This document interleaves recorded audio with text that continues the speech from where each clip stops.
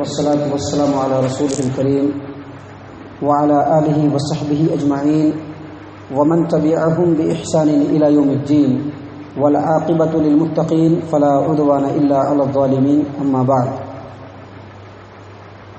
قال الأمير المؤمنين في الحديث محمد بن إسماعيل البخاري رحمه الله في صحيحه، يعني في صحيح البخاري: حدثنا إبراهيم بن موسى قال أخبرنا هشام بن يوسف أن ابن جريج أخبرهم قال أخبرني عطاء أنه سمع جابر بن عبد الله رضي الله عنه يقول: قال النبي صلى الله عليه وسلم: توفي اليوم رجل صالح من الحبش فهلم فصلوا عليه. قال: فصففنا فصلى النبي صلى الله عليه وسلم ونحن صفوف. معزز سامعین کرام، نماز جنازہ کے تعلق سے باتیں آپ کے سامنے آ رہی ہیں.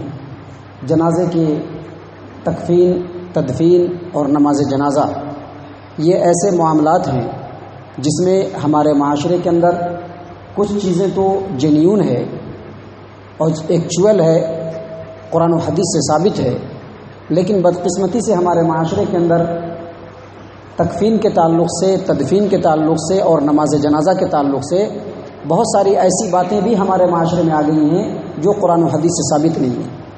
لہٰذا ان چیزوں کی نشاندہی کے لیے، کتاب و سنت کے صحیح علم کو حاصل کرنے کے لیے میت کے احکام و مسائل کے تعلق سے ایک سلسلہ وار درس کنٹینیو آپ کی خدمت میں پیش کیا جا رہا ہے. نماز جنازہ کے تعلق سے باتیں آ رہی ہیں. نماز جنازہ کے تعلق سے ہمارے معاشرے کے اندر ایک بات ہے جو بہت مشہور ہے، اہل علم کے اندر بھی مشہور ہے، عام لوگوں کے اندر بھی مشہور ہے کہ جب نماز جنازہ کی جماعت کھڑی کی جائے گی، جماعت جب شروع کی جائے گی اور جماعت کے لیے جب صف بنایا جائے گا تو ہمارے ہاں یہ بات مشہور ہے کہ صف جو ہو وہ طاق ہونی چاہیے. مثلا 3 ہونی چاہیے، 1 ہونی چاہیے، 5 ہونی چاہیے، 7 ہونی چاہیے. ہم لوگوں نے اس چیز کا مشاہدہ کیا ہوگا کہ جب جنازے کے لیے صف بناتے ہیں تو جو عالم ہوتے ہیں وہ بھی، عام لوگ جو ہوتے ہیں وہ بھی، ان کا یہ کہنا ہوتا ہے کہ نماز جنازہ کی جو صف ہو وہ طاق ہو، مثلا 3 ہو یا 5 ہو یا 7 ہو. تو اس سلسلے میں صحیح بات جو ہے وہ عرض ہے وہ یہ کہ جنازے کے لیے صف طاق بنایا جائے، اس طرح کی کوئی روایت نہیں ملتی ہے صحیح. اس سلسلے کی کوئی ایسی روایت نہیں ہے جو بالکل ثابت ہو، یا اس طرح کا کوئی ایسا اللہ کے رسول صلی اللہ علیہ وسلم کا فرمان نہیں ملتا ہے جس سے یہ بات ثابت ہو جائے کہ جنازے کے لیے 3 صف کا ہونا یہ مستحب اور افضل ہے. سب سے پہلے اس سلسلے میں چند صحیح روایتیں میں آپ کی خدمت میں پیش کرتا ہوں.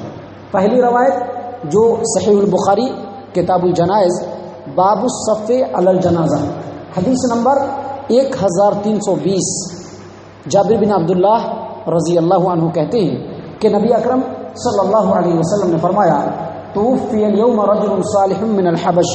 آج حبشہ کا ایک نیک آدمی یعنی نجاشی، ان کا انتقال ہو گیا ہے. فہلم فصلوا علیہ، لہذا آؤ ہم تمام کے تمام لوگ مل کر کے ان کی نماز جنازہ پڑھیں. اللہ کے رسول صلی اللہ علیہ وسلم کے صحابی ساتھی جابر بن عبداللہ رضی اللہ عنہ کہتے ہیں: فصففنا، ہم لوگوں نے سب کو درست کیا. فصلی النبی صلی اللہ علیہ وسلم علیہ، اور نبی اکرم صلی اللہ علیہ وسلم نے ان کی نماز جنازہ پڑھی اور ہماری کئی صفیں تھیں. یعنی انہوں نے کہا کہ ہم لوگوں کی کئی صفیں بنی ہوئی تھی. یہ نہیں بتایا کہ 3 تھی یا 5 تھی یا 7 تھی، بلکہ یہ بتایا کہ ہم لوگوں کی کئی صفیں بنی ہوئی تھی. صحیح البخاری حدیث نمبر 1320. اس کے علاوہ صحیح البخاری حدیث نمبر 1317 کے اوپر، کتاب الجنائز کے اوپر جابر بن عبداللہ رضی اللہ عنہ کی ہی روایت ہے. وہ کہتے ہیں کہ جب نجاشی کی جنازے کی نماز نبی اکرم صلی اللہ علیہ وسلم نے پڑھی تو میں 2 یا 3 صف میں تھا.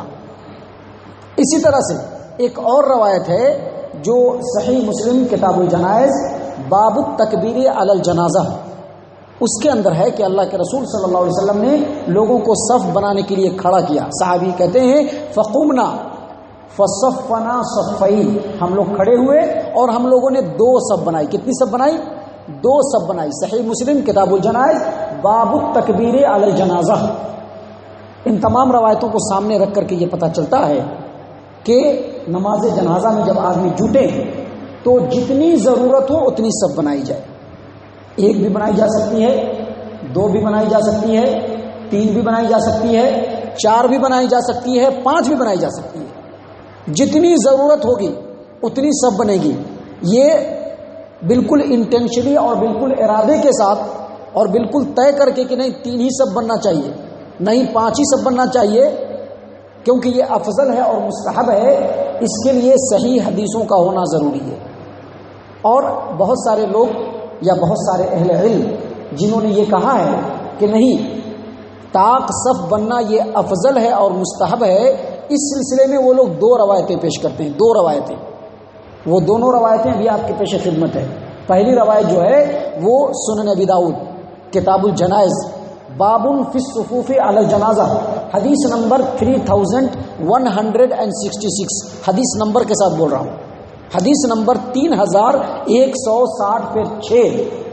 مالک بن حبیرہ کہتے ہیں کہ رسول اکرم صلی اللہ علیہ وسلم نے فرمایا کہ جس شخص کی نماز جنازہ کے اندر 3 صف شامل ہو گیا اس شخص کے لیے جنت واجب ہو گئی.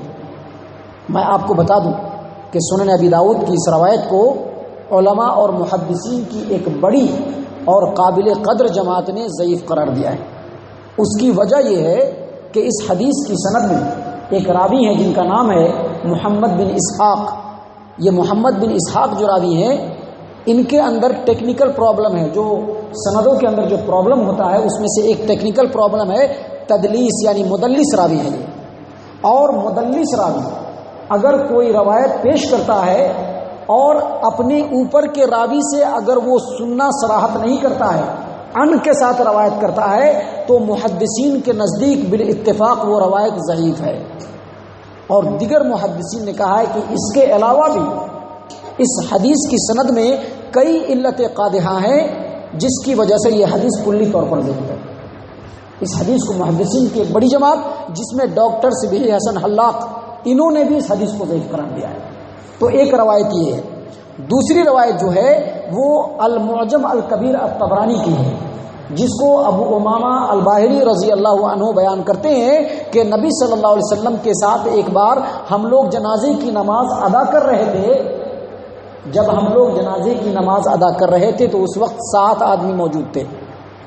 نبی صلی اللہ علیہ وسلم نے 3 آدمی کی ایک صف بنائی, 2 آدمی کی صف اس سے پیچھے بنائی اور پھر 2 آدمی کی صف اس سے پیچھے بنائی. معجم الکبیر الطبرانی کی جو یہ روایت ہے, اس روایت کو امام حیثمی جو کہ حدیث کے جرح و تعدیل کے میدان میں بہت بڑے امام ہیں, ان کی کتاب ہے مجمع الزوائد. مجمع الزوائد کے اندر انہوں نے کہا ہے کہ اس حدیث کے اندر ایک راوی ہے عبداللہ بن لہیہ اور اس کی وجہ سے یہ حدیث ضعیف ہے. میں آپ کو بتا دوں کہ عبداللہ بن لہیہ جو ہے یہ بہت ہی مشہور و معروف راوی ہیں اور متکلم فی راوی ہیں, مختلف فی راوی ہیں. اس راوی کے سلسلے میں جمہور علماء اور محدثین کا کہنا ہے کہ صرف چند کنڈیشن کے ساتھ ہی ان کی حدیث قبول کی جائے گی, نہیں تو ان کی اکثر حدیثیں ضعیف اور ناقابل اعتبار ہیں. لہٰذا یہ 2 روایتیں ہیں جس کو صفوں کو طاق بنانا افضل ہے اس موقف کے اوپر دلیل پیش کی جاتی ہے.